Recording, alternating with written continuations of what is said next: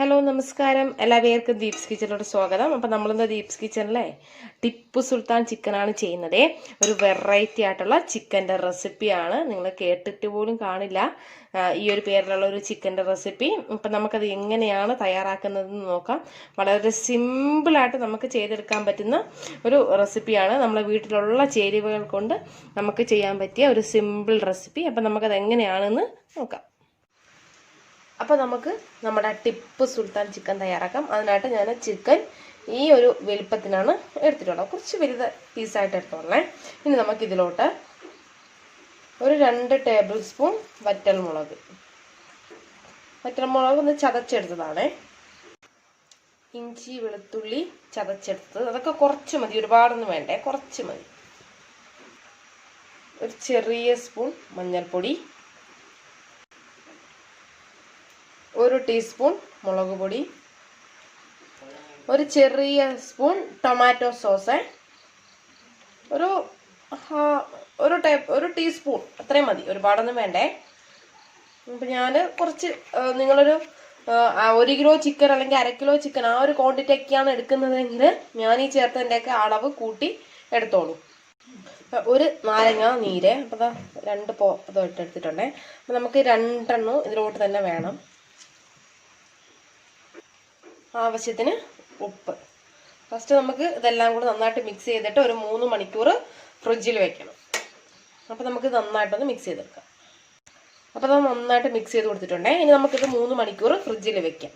Okay, അതിനുശേഷം പിന്നെ നമുക്കിത് ബാക്കി പരിപാടികൾ ചെയ്യാം അതിൽ. അപ്പോൾ ഒരു 3 മണിക്കൂർ ആയിട്ടുണ്ട്. ഞാനപ്പോൾ നമ്മുടെ ചിക്കന് വെളിയിലെടുത്തിട്ടുണ്ട്. കണ്ടല്ലോ, നല്ല അടിപൊളിയായിട്ട് മസാലയൊക്കെ പിടിച്ച് നന്നായിട്ട് ആയിട്ടുണ്ട്. ഇനി നമുക്കിതിനെ ഫ്രൈ ചെയ്തെടുക്കാം.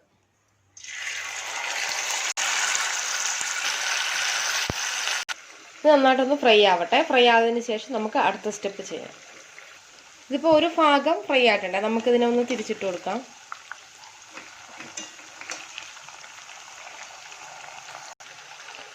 ഇതാ, അപ്പോൾ ഈ ഭാഗവും ഇതുപോലെ ഒന്ന് ഫ്രൈ ആയിട്ട് വരട്ടെ. അതിനുശേഷം നമുക്ക് അടുത്ത സ്റ്റെപ്പ് ചെയ്യാവേ. അപ്പോൾ നമ്മൾ ചിക്കൻ ഇതാ 2 ഭാഗവും ഫ്രൈ ആയിട്ടുണ്ട്, കണ്ടല്ലോ. ഇനി നമുക്ക് ഇതിനൊരു പ്ലേറ്റിലോട്ട് മാറ്റാം. അപ്പോൾ ഞാൻ ചിക്കൻ ഫ്രൈ ചെയ്തെടുത്ത് മാറ്റിയ ആ എണ്ണയിൽ തന്നെ ഞാനിവിടെ ഒരു ക്യാപ്സിക്കവും അതുപോലെ തന്നെ ഒരു 2 സവോള, മീഡിയം സൈസ് സവോളയും എടുത്തിട്ടുള്ളത്. അത് 2 നീളത്തിലാണ് കട്ട് ചെയ്തെടുത്തിട്ടുള്ളത്. അതിനെയും കൂടെ നമുക്ക് ഇതിലോട്ട് ഇട്ട് കൊടുക്കാം. നമ്മൾ ഫ്രൈ ചെയ്തെടുത്ത ആ എണ്ണയിൽ തന്നെയാണ്. നിങ്ങൾക്ക് വേണമെങ്കിൽ സെപ്പറേറ്റ് ഓയിലെടുത്ത് ചെയ്യാവുന്നതാണ്. അത് ഓരോരുത്തരും ഇഷ്ടമാണ്. നമുക്ക് ഇട്ട് കൊടുക്കും. ഞാൻ ഒരു ക്യാപ്സിക്കം തന്നെയാണ് എടുത്തിട്ടുള്ളത്. ഒരു മുഴുവൻ ക്യാപ്സിക്കം എടുത്തിട്ടുണ്ട്. നന്നായിട്ടൊന്ന് വഴറ്റി കൊടുക്കാം. ഇതിലോട്ട് നമ്മൾ പ്രത്യേകിച്ച് മസാലകളൊന്നും ചേർക്കുന്നില്ലേ.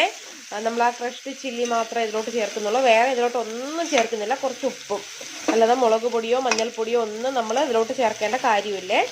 നമ്മളതുപോലെ തന്നെ ഒരു 50% ഇതൊന്ന് വെന്ത് കിട്ടിയാൽ മതി. നമുക്കങ്ങ് വെന്ത് കുഴഞ്ഞ് കിട്ടേണ്ട കാര്യമൊന്നുമില്ലേ. നമുക്കിനി ഇതിലോട്ട് ആവശ്യത്തിന് ഉപ്പ് ചേർത്ത് കൊടുക്കാം. നമ്മൾ ആ ചിക്കൻ ഫ്രൈ ചെയ്തപ്പോൾ നമ്മൾ ഓൾറെഡി ഉപ്പ് ചേർത്തിട്ടുണ്ടായിരുന്നു.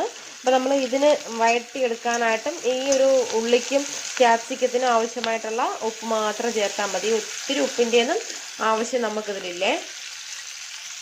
ഇതിപ്പോൾ ഒരു 20% ഇതിപ്പോൾ റെഡി ആയിട്ടുണ്ട്. ഇനി നമുക്ക് എന്ത് ചെയ്യാം, ഇതിലോട്ട് നമ്മൾ ഫ്രൈ ചെയ്ത് വെച്ചിരിക്കുന്ന ചിക്കനും കൂടെ ചേർത്ത് കൊടുക്കാം. നമ്മൾ ഫ്രൈ ചെയ്തെടുത്ത ചിക്കനാണ്, അങ്ങനെ എടുത്ത് ഓക്കെ. ഇനി ഈ ചിക്കനും ഈ ക്യാപ്സിക്കവും ഇതെല്ലാം കൂടെ നന്നായിട്ടൊന്ന് മിക്സ് ചെയ്ത് കൊടുക്കാം. പിന്നെ നമ്മൾ ക്രഷ്ഡ് ചെയ്ത് വെച്ച ക്രഷ്ഡ് ചില്ലി അതിനെയും കൂടെ ഇതിനോട് ചേർത്ത് വെക്കാം.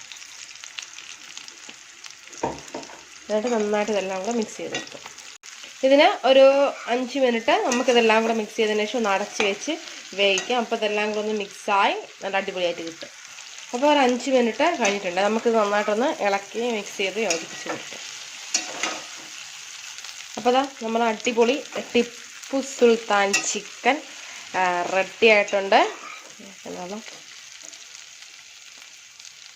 നല്ല അടിപൊളിയായിട്ടുണ്ട്. നിങ്ങൾ ട്രൈ ചെയ്ത് നോക്കുക. നിങ്ങളത് ട്രൈ ചെയ്ത് നോക്കുമ്പോഴേ നിങ്ങൾക്ക് അതിൻ്റെ ഒരു സ്വാദ് അറിയാനായിട്ട് പറ്റുള്ളൂ. നന്നായിട്ട് നല്ല വെന്ത് നല്ല അടിപൊളിയായിട്ട് ഉണ്ട്.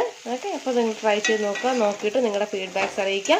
വീഡിയോ ഇഷ്ടമായാൽ ചാനൽ സബ്സ്ക്രൈബ് ചെയ്യാനായിട്ട് മറക്കരുത്. അപ്പോൾ നമുക്ക് വീണ്ടും നല്ല റെസിപ്പീസുമായിട്ട് ദീപ്സ് കിച്ചനോടെ കാണാം. Thanks for watching Deep's kitchen. Thank you.